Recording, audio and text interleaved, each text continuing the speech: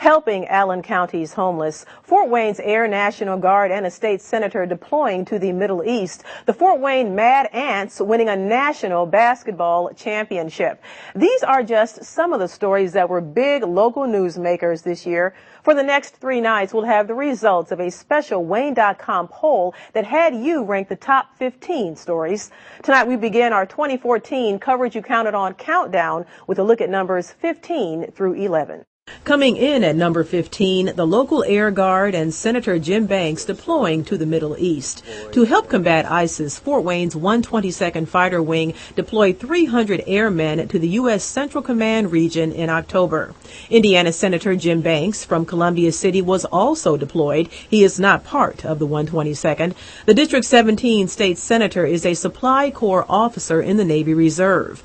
In November, he took his oath of office via Skype from Afghanistan, marking the first time in Indiana history an oath had been administered this way. That I will faithfully and impartially. Banks is slated to return in May 2015. His wife, Amanda, was the only person to run in a caucus to temporarily fill the seat. Republican precinct committee members selected her to serve in the interim. As local troops fought overseas, came news that Indiana's Abdul Rahman Kasich, a 26-year-old American humanitarian worker, had been executed by ISIS. Story number 14, a year of champions with the St. Francis Lady Cougars and the Fort Wayne Mad Ants winning national titles. The Ants finished the regular season with the best record in the Development League and then went on to clinch the NBA D-League championship. On the college level, talk about perfection. The St. Francis Lady Cougars wrapped up the year with 38 wins and 0 losses. They sealed the Cougars' first NAIA Division II Women's Basketball National Championship.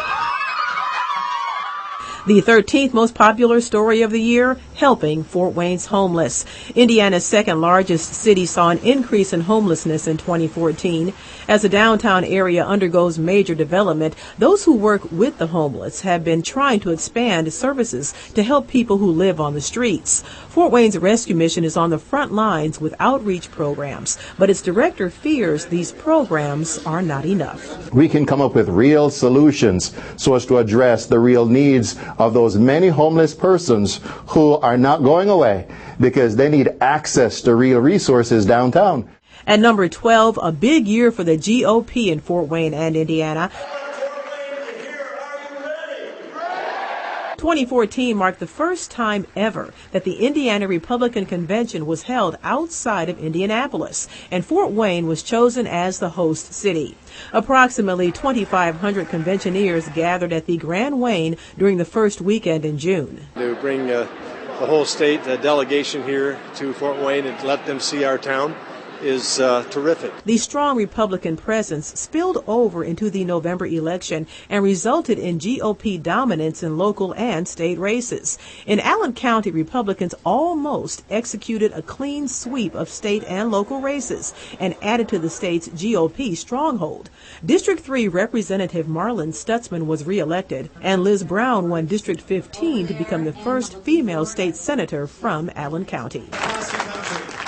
And the 11th most popular story of 2014, from kid to killer. You could smell, the gunpowder. 19-year-old convicted murderer Colt Lundy gave his first and exclusive on-camera interview to News Channel 15's Alyssa Iverson. He talked about why he murdered his 49-year-old stepfather Philip Danner at their home in Cromwell in 2010. Lundy was 15 years old at the time. He is serving a 25-year sentence at the Wabash Valley Correctional Facility. His earliest possible release is in May of 2022. It made me grow up fast. If you'd like to see those stories again, you can go to our website, Wayne.com. Tomorrow, I'll have more results from the 2014 Coverage You Counted On poll as we continue our countdown with stories 10 to 6. In Studio 15, I'm Tara Brantley.